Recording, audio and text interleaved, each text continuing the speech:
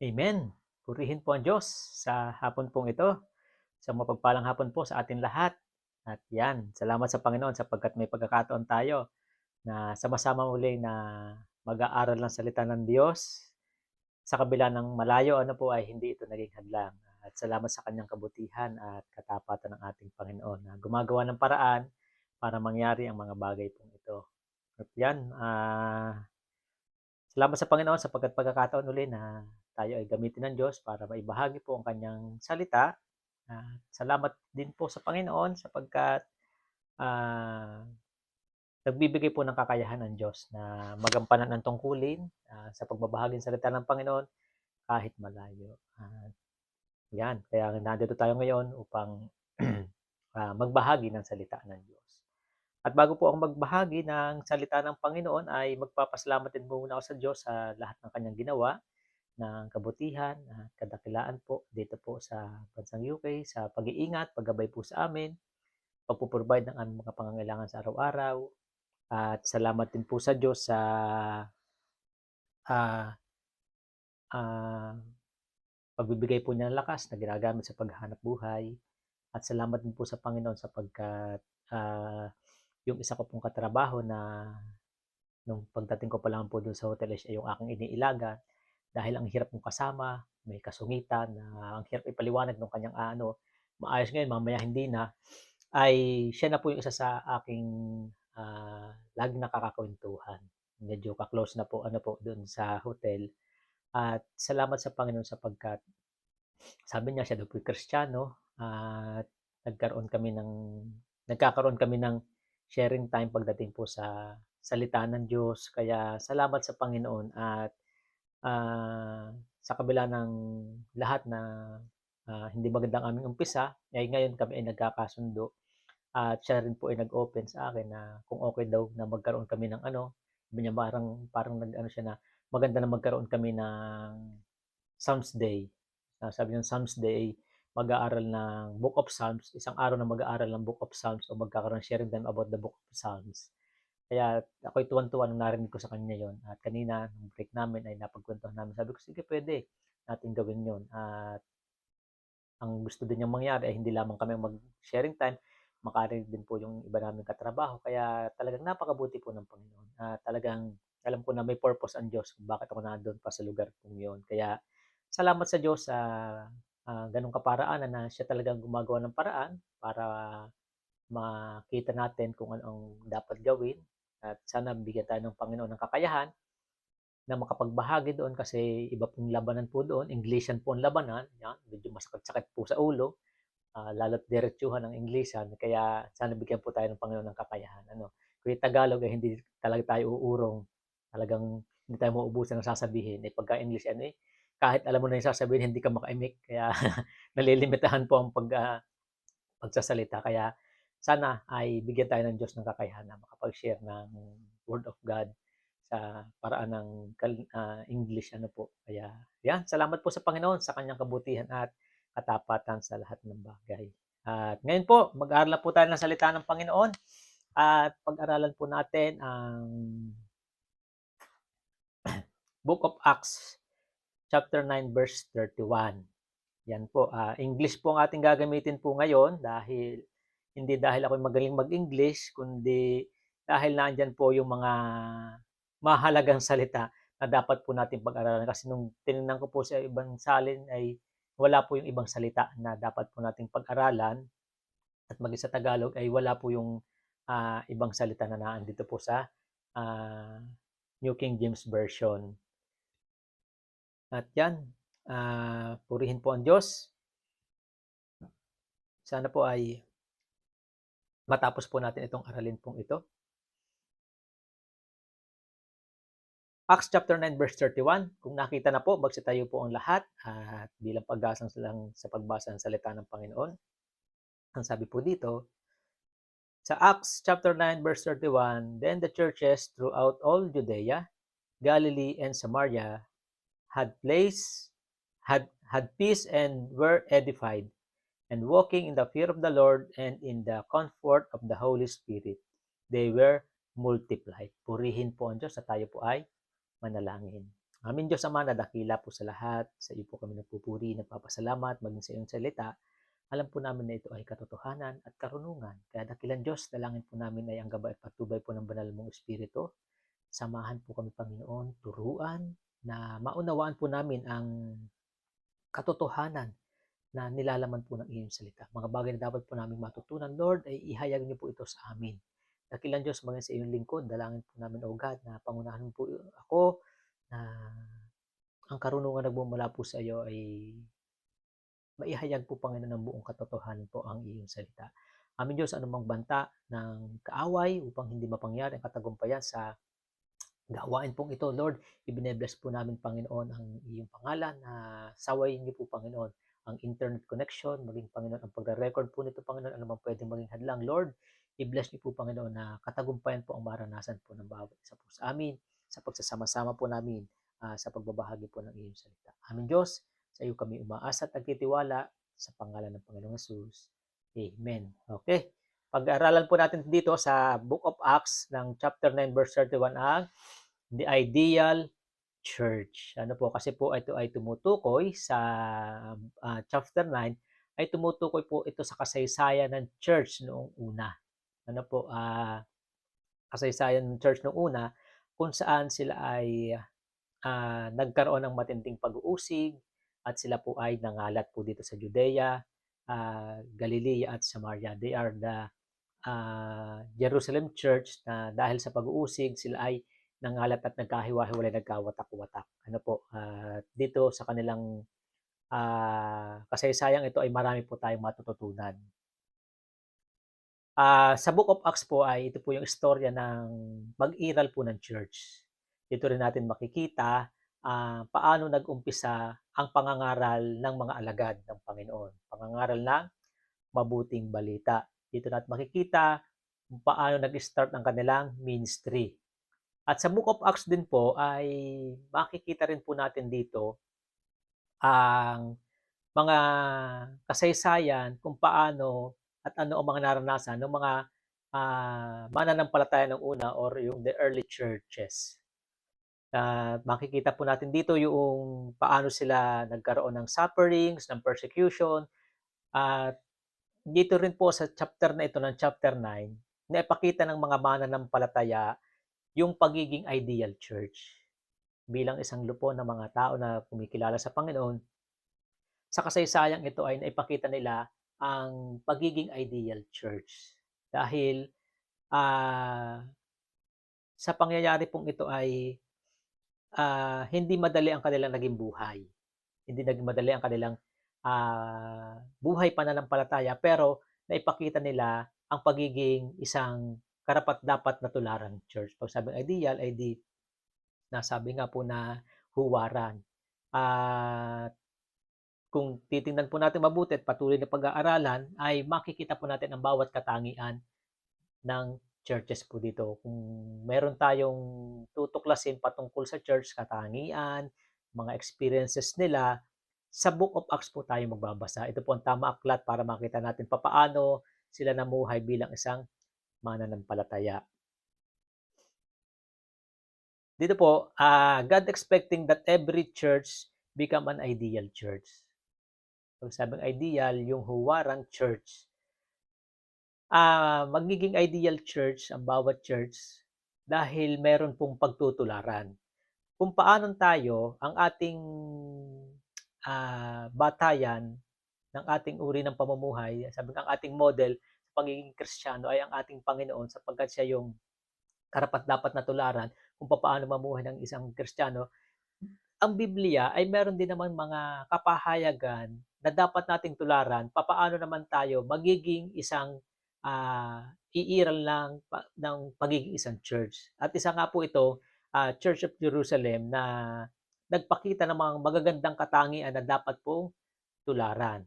At sa ating pag-aaral pong ito ay turuan po ang bawat mananampalataya, turuan ang church sa mga bagay na dapat malaman at matutunan kung ano ang dapat taglayin para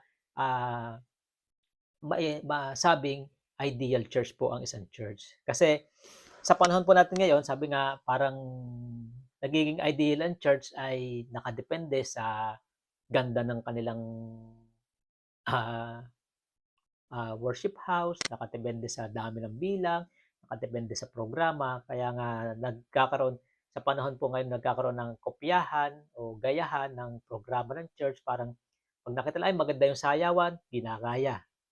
'Pag maganda yung awitan, ginagaya din. Pero ano ba talaga ang dapat nating gayahin na katangian para sabihin tayo ay mapabilang sa ideal church?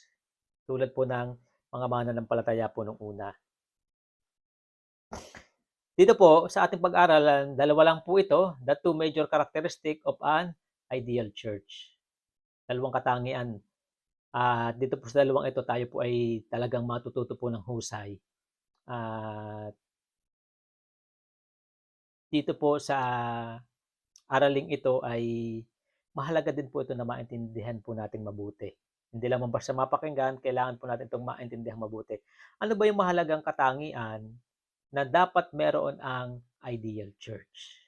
Number 1 po, the church are growing spiritually.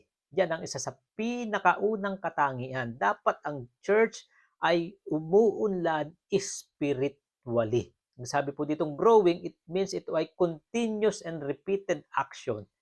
O tuloy-tuloy na pagbabago. Hindi lamang basta siya grow, kundi growing. Ibig sabihin, hindi tumitigil bagkus tuloy-tuloy na lumalago, umuunlad, sumisigla.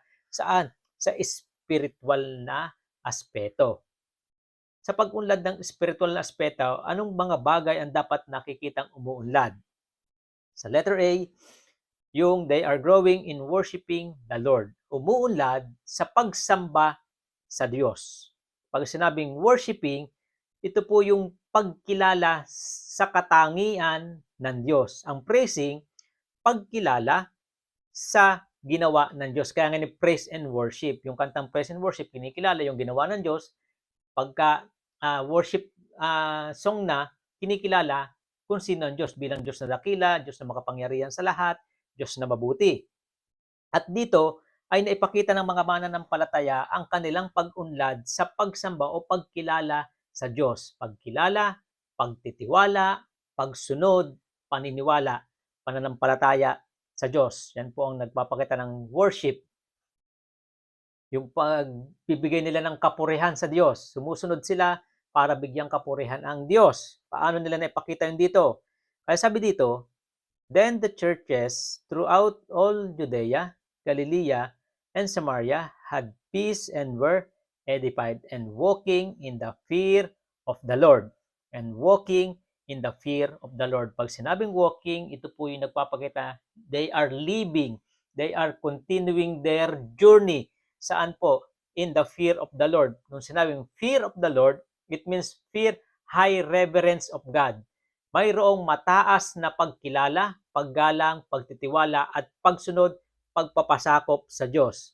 Ibig sabihin, nung sinabi dun sa Acts 9:31, ang mga churches mula sa na nagkalat sa iba't ibang lugar, sa Galilea, sa Judea, sa Samaria, sila'y namumuhay ng mayroong mataas na pagkilala, pagpapasakop, pagtiwala, pagsunod sa Diyos. Tingnan po natin mabuti. Unawain po natin mabuti. Paano nila naipakita ang ganitong uri ng antas o mataas na antas ng pagkatakot sa Diyos o pagkilala, paggalang sa Diyos? Ano ang kanilang sitwasyon? Paano nila naipakita yung pagsunod at pagtitiwala, pagbibigay kapurihan sa Diyos? Ano yung kanilang sitwasyon dito? Sa Acts chapter 8, makikita po natin, dahil sa persecution, sila po ay nagkahiwa-hiwalay. Nangalat po. Hindi po pakalat-kalatan, nangalat po sila. Ang mga mananampalataya ay napunta sa iba't ibang lugar dahil mayroong matinding persecution. At ang matinding persecutor na meron po sila sa panahon noon ay si Saulo, na naging Pablo. Dahil ito chapter 9 na, si Saulo po ay Pablo na po dito, kasama na nila po nilang mananampalataya. Kaya nga nung si Pablo ay nakasama nila, dahil sa tulong ng mga kapwa nila mananampalataya, ay hindi po sila naniniwala kay Pablo na siya talaga ay lingkod na ng Diyos. Nagkaroon sila ng agam-agam na baka ito'y pinasasakay lamang sila at gusto lang talaga silang mahuli. para ikulong, pahirapan. Pero titingnan po natin, kaya sila nagkahiwa-hiwalay ay ano, dahil sa kahirapan na kanilang pinagdadaanan o dahil sa mga pag-uusig na kanilang pinagdadaanan. Ngunit sa kabila ng lahat ng ito, na dahil sa kanilang pananampalataya at pagsunod sa Diyos, sila'y nahirapan, napaparusahan, hindi sila tumigil, na bigyang kapurihan ang Panginoon, mas lalong tumindi ang kanilang pagbibigay ng paggalang, pagsunod at pagtitiwala sa Diyos. Tingnan po ninyong mabuti yung istorya, yung na sinabing walking in the fear of the Lord. Mas lalo silang sumunod, nagtiwala sa Panginoon sa kabila ng mayroong matinding pag-uusig at kahirapan ng buhay. Yan po ang sinasabing umuunlad sa pananampalataya. Umuunlad sa pagsamba sa Diyos. Sinasamba ang Diyos hindi dahil maganda ang nangyayari. Sinasamba ang Diyos sa lahat ng panahon. Hindi lamang basta sinasamba ang Diyos pag maayos ang sitwasyon, sinasamba ang Diyos sa lahat ng sitwasyon. Yan po ang umuunlad sa pagsamba sa Diyos. At ito po yung church pong ito. Kaya ang ganda ng kanilang dapat tularan. Ito yung dapat nating matularan na as a church, as a believer,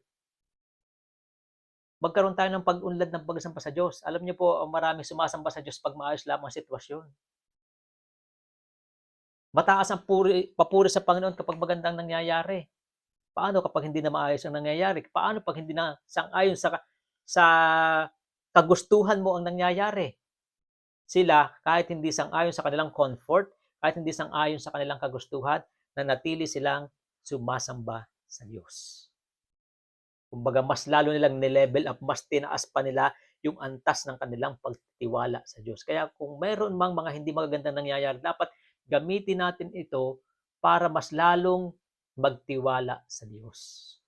Amen po mga kapatid. Napakasarap nilang tularan na yung pananampalataya hindi naaapektuhan ng pangyayari. Para mawala o manghina, bagkos yung pangyayari ang nagiging dahilan para mas lalo nilang purihin, sundin, pagtiwalaan ang Diyos. Ganyan po sana ang church. Ganyan po sana ang bawat mananampalataya. Kasi sabi po dito sa 2 Peter chapter 3 verse 18, but grow in the grace and the knowledge of our Lord and Savior Jesus Christ. Ano sinasabi po ng Apostol Pedro dito sa talatang ito? Bakit pinayuhan? Kasi ang mga mananampalataya nung una ay nagdududa na sa muling pagbabalik ng Panginoon. Bakit doon tagal? Kailan daw babalik? Ang dami na daw nangamatay. Hindi pa rin daw bumabalik ang Panginoon. Tinatanong nila kung kailan daw ba talaga mangyayari. Ang sabi ng Apostol Pedro dito, huwag ninyong katakutan ang muling pagbabalik ng Panginoon, bagkus ito ay inyong paghandaan. Paano ito paghahandaan? Para maging handa at maging panatag ay mas umunlad ang pagkaunawa. Sabi dito, grow in the grace and the knowledge of our Lord Jesus Christ. Ibig sabihin, pagkaunawa, pagkilala, sino ba talaga si Kristo? Ano ba talaga si Kristo? Ang pagsamba ay nagmumula sa tamang pagkilala sa Diyos. Ang pagtaas ng pagsamba sa Diyos ay nagmumula habang tumuunlad ang pagkakilala natin sa Diyos. Habang nakikilala natin lubusan, habang nakikilala natin personally ang Diyos, doon nagmumula na nasasamba, napapapurihan ang Diyos. Kaya nga mahalaga ang pagkilala sa Diyos. Kapag umunlad ang pagkilala sa Diyos, uunlad din ang pagsamba. Hindi uunlad ang pagsamba ng isang tao sa Diyos hanggat hindi umunlad ang kanyang pagkilala sa Diyos. Ang mga mananampalataya, dahil sa kanilang persecution, mas lalo nilang nakikilala ang Diyos. Alam niyo kung bakit tayo may mga sufferings sa buhay natin? Kasi nagpapakilala ang Diyos sa atin. Ang Diyos na mabuti, Diyos na tapat, Diyos na hindi nagpapapayag na dapat nating sundin at pagtiwalaan. Sana huwag yung suffering ang maging dahilan para tayo ay lumayo sa Diyos. Kundi bagkos dapat itong maging dahilan para tayo mas mapalapit sa Diyos. Kaya napakaganda ng storya po nilang ito. Mas umunlad ang kanilang pagsamba sa Diyos. Habang tumitindi ang persecution, mas lalo silang umuunlad ang pagsamba, pagtitiwala at pagsunod sa Diyos. Sa letter B, they are growing in working for the Lord. Working for the Lord. Ibig sabihin, umuunlad ang kanilang pagmiministry, paglilingkod sa Panginoon. Working for the Lord. Umuunlad ang kanilang ginagawa para sa Panginoon. Ibig sabihin, nagle-level up ang kanilang paglilingkod sa Panginoon. Kasi Tingnan po natin mabuti dito. Sa same verse pa rin. Then the churches throughout all Judea, Galilee, and Samaria had peace and were edified, and walking in the comfort of the Lord, in walking in the fear of the Lord and in the comfort of the Holy Spirit, they were multiplied. Kunin po natin yung salitang were edified. Sinong na-edified? Yung churches throughout all Judea, Galilee, and Samaria. Pag sinabing edified, to promote growth in Christian wisdom, affection, grace, virtue, holiness, blessedness. Ibig sabihin, umunlad. Nagkaroon ng pag-unlad. Saan? Kunin po natin ito yung virtue. Ibig sabihin virtue, yung kakayahan. Umunlad yung kakayahan. Kakayahan saan? Kakayahan sumunod sa Diyos, kakayahan gawin ang pinagagawa ng Diyos. Tingnan po ninyo, mabuti. Edified to promote growth in Christian wisdom. Ibig sabihin, Christian wisdom, ano bang Christian wisdom na dapat nating maintindihan? Unang-una sa Christian wisdom, mahalagang maintindihan natin ay sino ang Diyos. Mahalagang makakilala muna sino ang Diyos. Dapat umuunlad muna ang pagkakilala sa Diyos at ang magbubunga ito ng yung virtue, yung kakayahan na sumunod sa Diyos. Maglingkod sa Diyos. Ibig sabihin, dahil sila na-edified, dahil sila pinasiglan, nagkaroon, umunlad ang kanilang karunungan, kaunawaan patungkol sa Diyos, mas umunlad din ang kanilang paglilingkod sa Diyos. Tingnan natin paano na naipakita na umunlad ang kanilang paglilingkod sa Diyos. Sa Acts chapter 8, verse 4, ito yung pinagmulan kung bakit mayroong Acts chapter 9:31. Sabi dito, ng mga araw na yon, nagsimula ang matinding pag-uusig laban sa iglesia ng Jerusalem, at maliban sa mga apostol, ang lahat ng sumasampalataya ay nagkawatak-watak at napunta sa iba't ibang lugar sa lupain ng Judea at Samaria. Ipinangaral ng mga mananampalatayang nagkawatak-watak sa iba't ibang lugar ang salita saan man sila nagpunta. Nagpunta si Felipe sa lungsod ng Samaria at ipinahayag doon ang Kristo. Excuse me po. Makita po natin, paano na ipakita dito sa talatang ito na umunlad ang kanilang paglilingkod?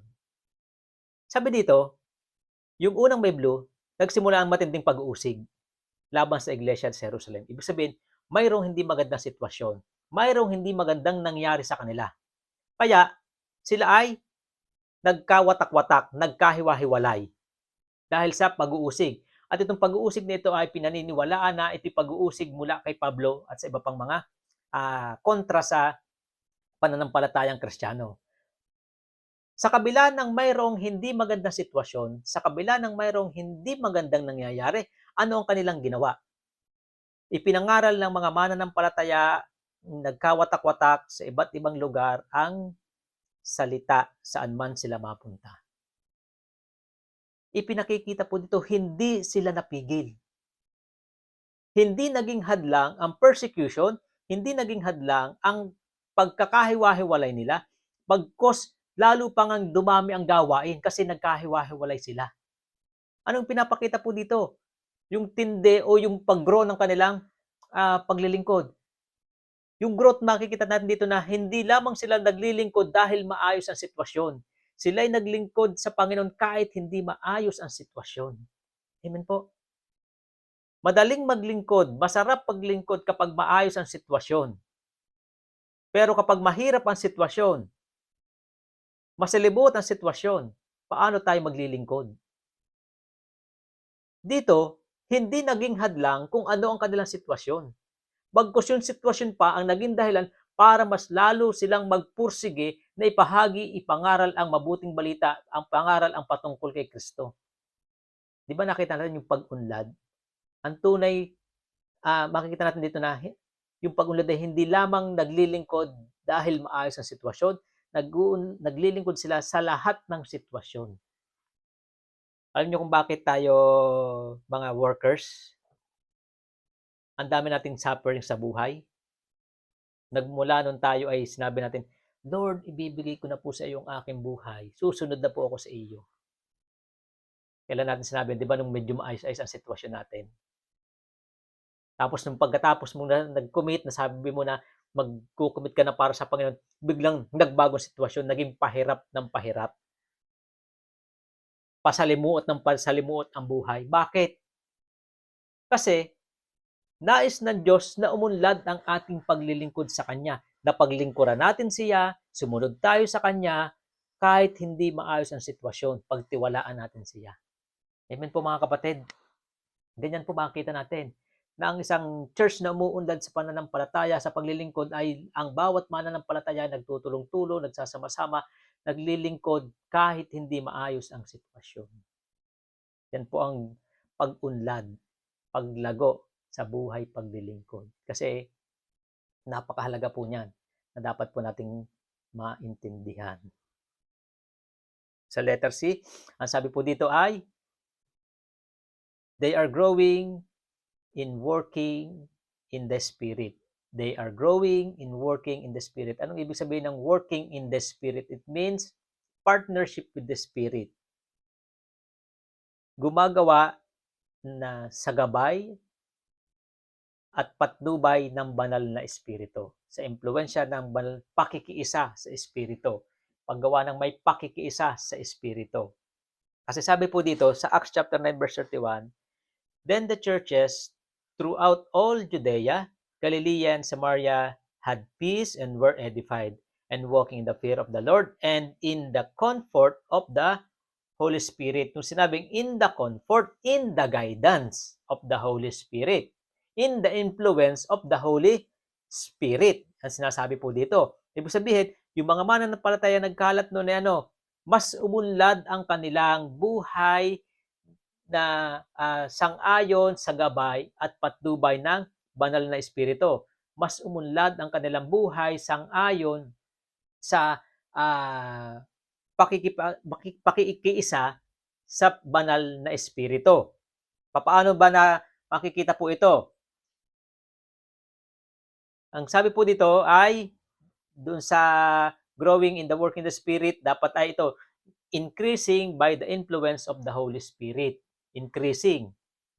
Pag sabing increasing, umuunlad, tumataas ang pamumuhay sa pamamagitan ng pag-impluwensya ng banal na Espiritu. Sa Galatians chapter 5 verse 22 to 23, ipinapakita po dito yung fruit of the Spirit. The fruit of the Spirit is love, peace, love, joy, peace, long-suffering, kindness, goodness, faithfulness, gentleness, self-control. Ibig sabihin, sa kabila ng ang mga mananampalataya ay dumaan ng matitinding pagsubok sa buhay, hirap ng buhay, ay nakita sa kanila lalo ang bunga ng banal na Espiritu, yung pag-ibig. Mas tumindi ang kanilang pag-ibig sa Diyos, mas tumindi ang kanilang pag-ibig sa kapwa, mas tumindi ang kanilang pag-ibig sa gawain. Kasi yun yung influence. Ang banal na Espiritu ay nagnanasa ng pag-ibig, nagnanasa ng kagalakan, ng kapayapaan, nagbubunga ng long-suffering o pagiging matiisin, ng kabaitan, ng kabutihan, ng katapatan, ng kaamuan at ng pagpipigil sa sarili. At lahat ng ito po ay nakikita sa mga mananampalataya nung una, mas lalo silang umuunlad sa ganitong bagay. Habang umaandar ang bawat araw ng kanilang buhay, mas lalong tumitindi ang pag-impluwensya sa kanila ng banal na Espiritu. Mas lalong nakikita sa kanila yung katyagaan, kapayapaan. Ang mga mananampalataya noon ay hindi katulad po panahon ngayon. Masyadong ang mananampalataya ngayon ay kahit ang dami ng narinig na word of God ay ang warrior pa rin. Hindi worshiper, nagiging warrior. At joy, puno ng kagalakan.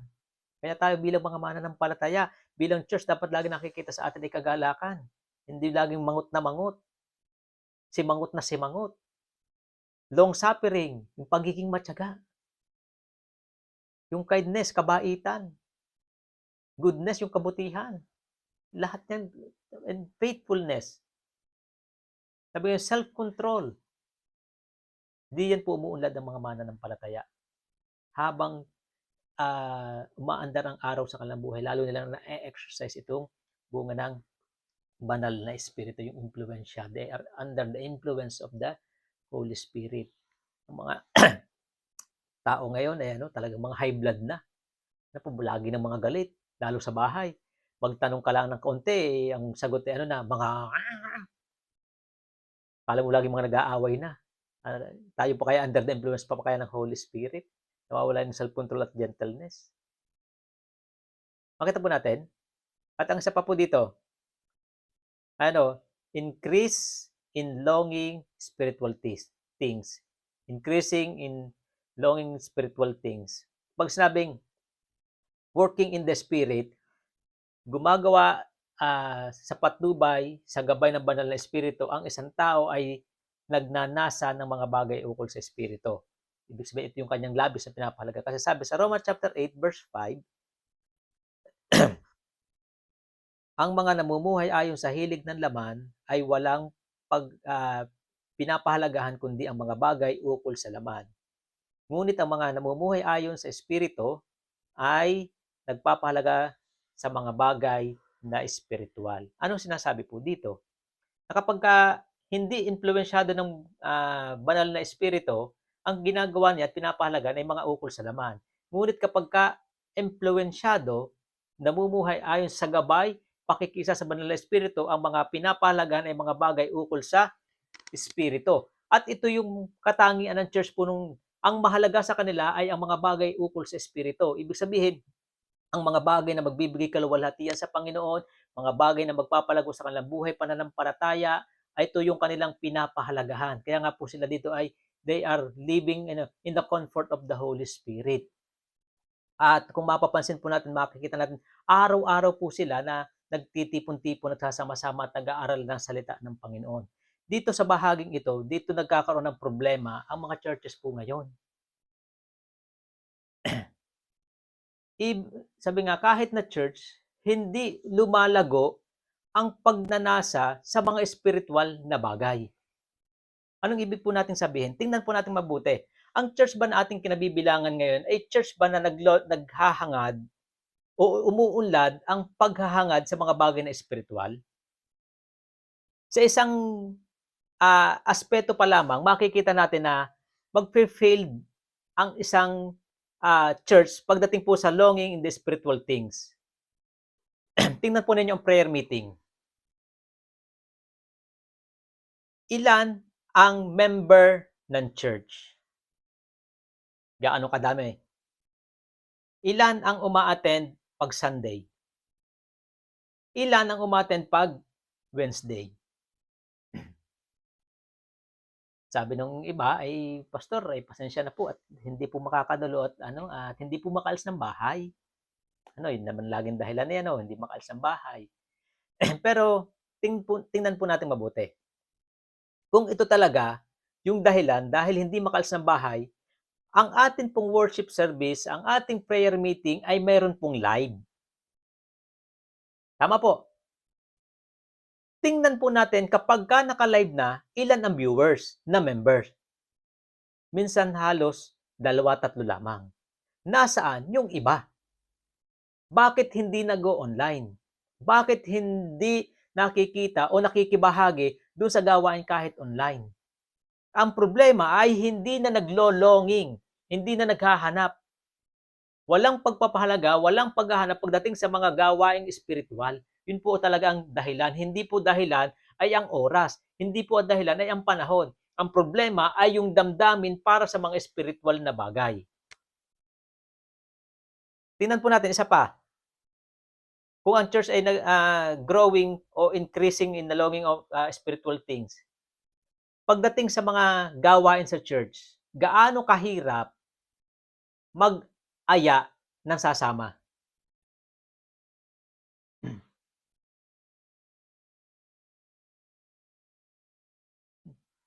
Tingnan po natin, gaano kahirap ang mag-aya ng sasama?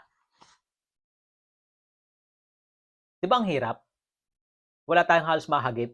Halos kung sino yung nandun, sila na lang din ang kasama. Ano yung pinapakita po nito? Ang pinapakita dito ay pagdating sa mga gawain ukol sa Diyos, ang mga mananampalataya sa panahon ngayon ay wala ng pandamdam, umahina ng pandamdam. Pero ang mga mananampalataya noong una, kahit ano ang hadlang, hindi sila pwedeng pigilan. Kaya makikita po natin sa verse 8, chapter 8, verse 4. Sa kabila ng persecution, anong ginawa nila? Lalo silang nangalat at nangaral ng mabuting balita. Ibig sabihin, mas lalo nilang pinahalagahan ang gawain ng Panginoon. Mas lalo nilang pinahalagahan ang spiritual na gawain. Amen po mga kapatid. Kaya minsan nakakalungkot talaga na makita na ang isang church ay walang pandamdam pagdating po sa gawaing espiritual. Iilan na lamang ang tumutugon. Ibig sabihin, iilan na lamang ang may damdamin. May tunay na damdamin para sa mga espiritual. Kasi ang nagiging problema, maraming mananampalataya sa panahon ngayon hindi na namumuhay sa gabay ng banal na espiritu. Namumuhay na sa kanilang kagustuhan. Namumuhay na ayon sa takbo ng mundong ito. Pero dito, yung ideal church, kahit pa anong mangyari, anumang sitwasyon, nananatiling ang pinapahalagahan nila kahit may marami pa silang kaabalahan, lagi pa nilang pinapahalagahan ang mga bagay ukol sa Espiritu. Sapagkat yung Espiritu na nasa kanila ang umiiral na kanilang sinusunod. Amen po mga kapatid. Longing spiritual things. Umuunlad po yan.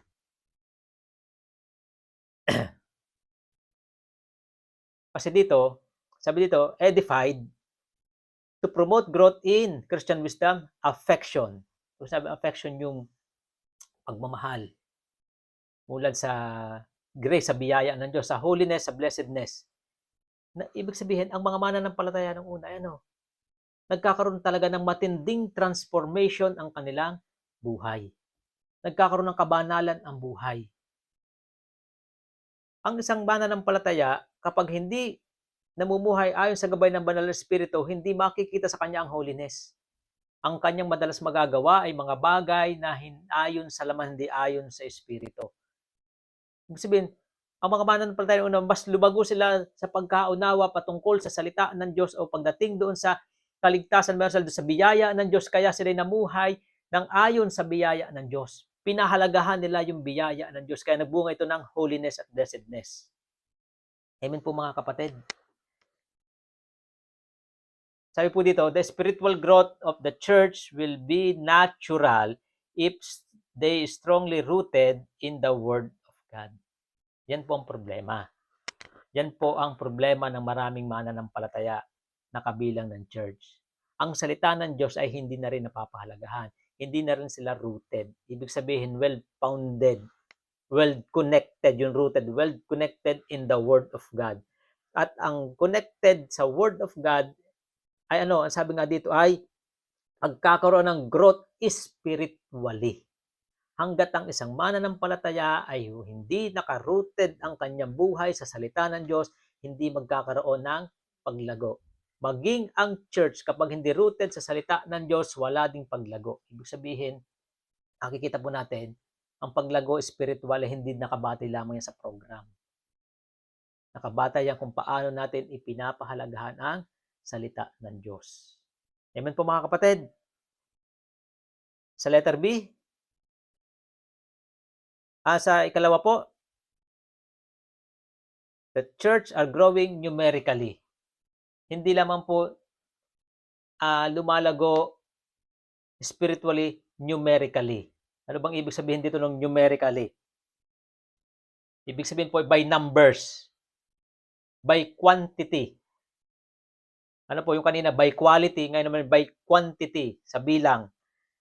Acts chapter 9 verse 31, and then the churches throughout all Judea, Galilee, and Samaria had peace and were edified, and walking in the fear of the Lord and in the comfort of the Holy Spirit, they were multiplied. Yung sinasabi po ditong multiplication, tumutukoy po ito sa numerical.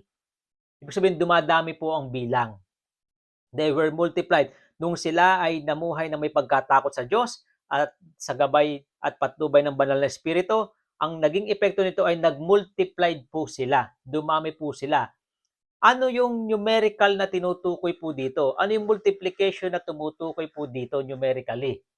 Sa letter A, it increased the numbers of worshiper.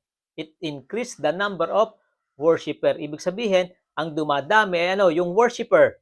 Pag sabing worshiper, are people who accepted Christ, accepted Jesus as Lord and Savior. They are the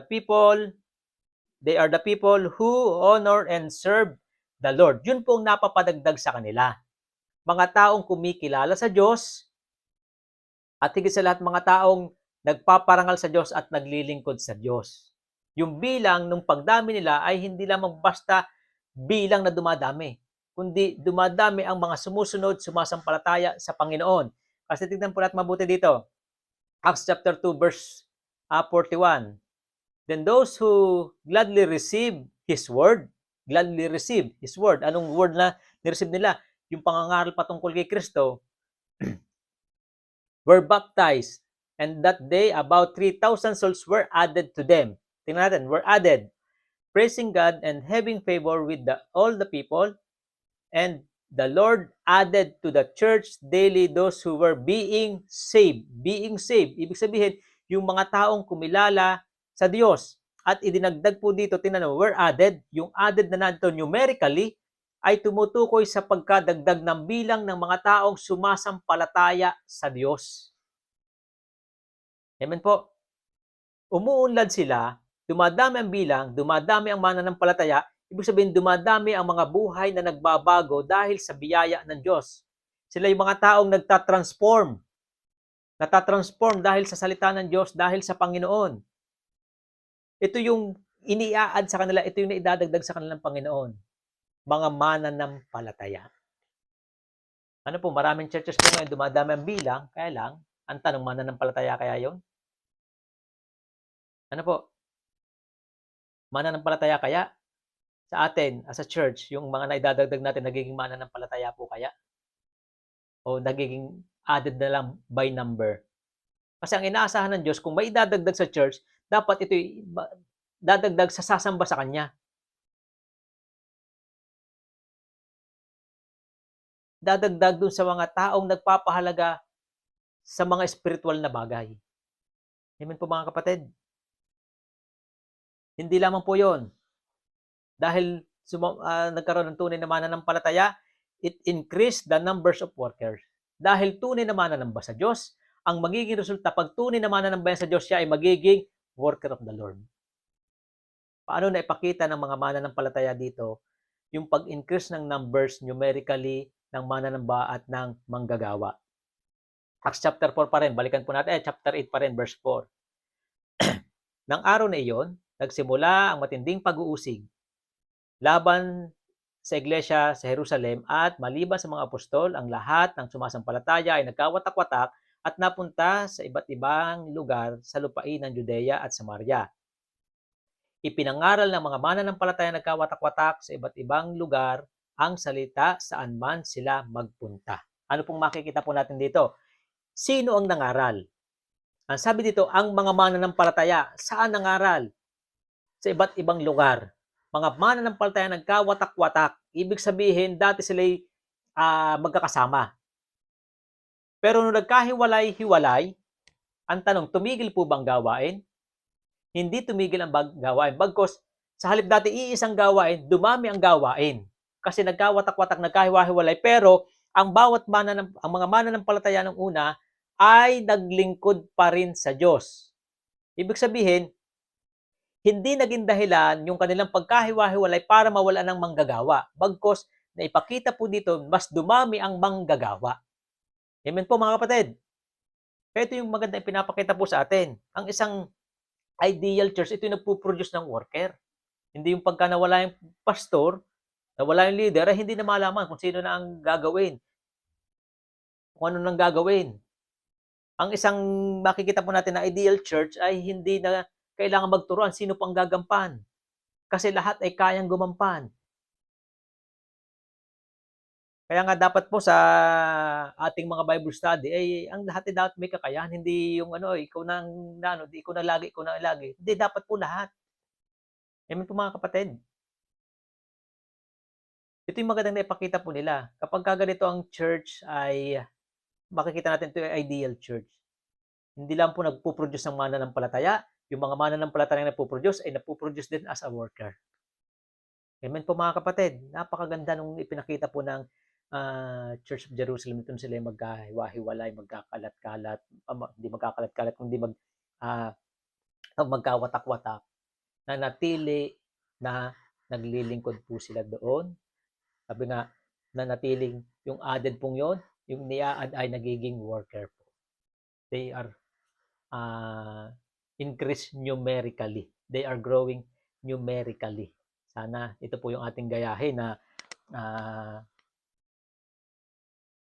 sa church po natin, na makapag-develop tayo ng yung mga bagong mananampalataya ay hindi lang sila maging attender, kundi talagang maging tunay na mananambal sa Diyos at ang kanilang buhay magamit sa paglilingkod po sa Diyos. Sana ito yung magandang matularan po natin. Paano natin gagawin na ang mga mananampalatayang ito ay mapalago sa buhay spiritual. Amen po. Malaking challenge po ito sa atin. Sabi nga po ay talagang marami pa tayong dapat gawin para sa Panginoon. Pero tingnan natin sa pagtatapos. Being an ideal church that based on how the beautiful and huge the worship house, the instrument, or how many their attendance is. Hindi ito patungkol sa ganda ng pampisikal na nakikita po natin. It's not about the physical aspect, but it's about the spiritual aspect of the church. Yung pagiging ideal ay hindi, kasi minsan maraming mga churches ay buti pa sila, ang laki na ng kanilang buti pa sila, ang dami na nilang kongregasyon, ang gaganda ng kanilang gamit. Hindi po patungkol po diyan ang pagiging ideal. Ang pagiging ideal patungkol dun sa mga tao sa church. Kamusta sila? Sila ba'y nag-grow spiritually? Sila ba'y nagiging worshiper? Sila ba'y nagiging worker? Nakikita ba sa kanilang araw-araw na buhay ang gawa ng banal na espiritu? Sabi nga po dito, the church that grows spiritually will grow numerically. Yun po makikita natin dito na katotohanan. Kapag ang church lumalago spiritually, sigurado lalago yan numerically. Kasi lahat po ay maglilingkod, lahat po ay may gagawin. Ano pong aplikasyon? To attain numerical growth in the church, every believer must work together to share the gospel. Minsan, ito po yung nangyayari. Marami sa kongregasyon nag-aasa ng growth ng church. Pero iniaasa lamang sa leader, niliaasa lamang sa pastor. Kung tayo ay gagawa ng sama-sama, sigurado, magtutulong-tulong, sigurado magkakaroon po ito ng resulta. Kasi tingnan po siya, nung nagkawatak-watak, ang sabi po doon sila lahat ay gumawa, nagtulong-tulong. And then, multiplied. Diba? Sabi nga natin na program natin na matagal nang sinasabi pero walang nangyayari. Isa lamang isang taon, bawat member ng church, ang mag-aalaga, mag-share sa isang tao. Kung tayo 50 ngayon, at bawat isa ay mag-share, makikibahagi sa pagbabahagi, pag-abot na kaluluwa, ano mangyayari? Yung 50 next year, 100 na. At next year, 200 na. And next year, 400 na. Kung magkakaisa lamang po sa pagbabahagi ng salita ng Diyos. Amen po. Sila po ganun. Ini-apply po nila ang kanilang natututunan. Kaya nagkakaroon ng numerical increasing. Hindi lamang po yan. Sabi po to attain the spiritual growth of the church, every believer must seeking more for the spiritual things rather than material things. Makita po natin, hindi magkakaroon ng paglago ang church kung ang mananampalataya ay mas mahalaga pa ang mga gawaing makalaman kaysa mga gawaing pang-espiritual. Observe natin, sa lahat ng member natin, ano kaya ang kanilang pinapahalagahan? Sabi nga, makikita lamang yan sa attendance. Madaling isurin po. Sa attendance pa lang po, makikita na po natin yan. Bakit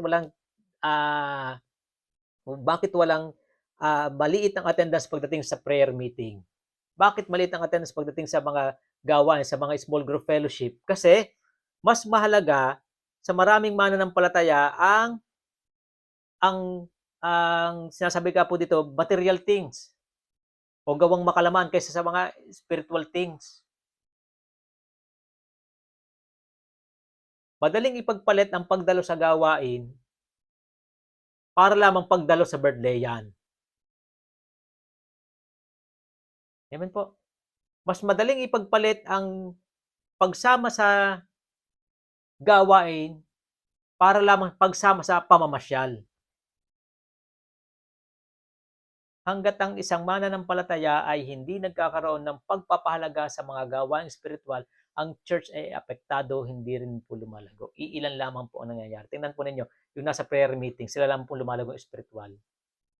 Kasi nagiging mahalaga po sa kanila ang gawain. Amen po. Kaya mahalaga challenge po yan sa atin, mga kapatid sa Panginoon, ang mga bagay na ito na itinuturo po sa atin ng Panginoon. Kung nais natin magkaroon ng spiritual growth, ay ang church, dapat po muna mag-umpisa ito sa individual na mananampalataya. Paano natin tutulungan ang mga kapwa natin mananampalataya na lumugo sa buhay pananampalataya. Kaya nga maganda rin po yung ating ginagawa ngayon na nakikita ko po sa mga group chat, may mga nagsesend na itong pag-aaralan, kakaroon ng mga fellowship, yan po, pagtulong po yan para ang mga mananampalataya ay lumago. Kaya makikita po natin yung old church, ito po ang kanilang pinapahalagahan kung bakit sila ay lumalago spiritually. Pinapahalaga nila ang mga bagay ukol sa espiritu. Pinapahalaga nila ang mga bagay na magbibigay kapurihan sa Panginoon. Kaya yan po sana ang challenge po sa atin bilang church. Mas unahin po natin ang mga bagay ukol sa Panginoon. At sigurado, ang growth ng church spiritually ay magkakaroon at ang magiging resulta niyan ay numerically magkakaroon at tatawagan po siyang ideal church. Kaya purihin po ang Panginoon sa hapon pong ito. Tayo po ay manalangin. Aming Diyos Ama na dakila sa lahat, salamat po at ikaw po ang bigay sa aming karunungan para maunawaan po. Salamat po sa iyong mensahe na naging challenge po sa amin na marami po kami dapat gawin para po sa iyo. Marami kami dapat itama na mali daming nagagawa. Marami kami dapat ayusin pagdating po sa buhay pananampalataya po namin, especially sa buhay po namin as a church. Aming Diyos, naway ang aral nito ay maging patnubay sa buhay ng bawat isa, maging gabay at karunungan. Aming Diyos, sa iyo po kami nagtitiwala na magkaroon ito ng paglalapat sa aming buhay, maging ang Logos Fundamental Baptist Church ay maging ideal church po, Panginoon, na makikita ng spiritual growth at numerical growth. Tulungan niyo po ang church na patuloy na magkaisa sa pagbabahagi ng mabuting balita. Tulungan mo po ang bawat isa na lumago sa pagkakunawa at magkakilala po sa iyo. Aming Diyos, sa iyo po kami nagtitiwala sa pangalan ng Panginoong Jesus. Amen. Okay? Purihin po ang Diyos at tayo po ay nakatapos. At sa totoo lamang po ay padalawang ulit at patatlong ulit na po. Kanina po ay natapos ko na. At nung piniplay ko para may upload ay pagdating ng 10 minutes na wala po yung sound, nalobat pala yung mic. Tapos inulit ko po uli. Kung nakakakalahating oras na ginagawa ko po ito, nare-record, yun naman pong ilaw namin ang pakurap-kurap, nakakawala po sa concentration, kaya inulit po uli. At salamat sa Panginoon dahil natapos po ang pagre-record pong ito. Kaya sana po ito ay maging pagpapala po sa atin. Kasama lang po sa prayer, yung gabay ng Panginoon sa ministry na pwedeng gampanan po dito. At yun lamang po, salamat po sa bawat isa. God bless us all.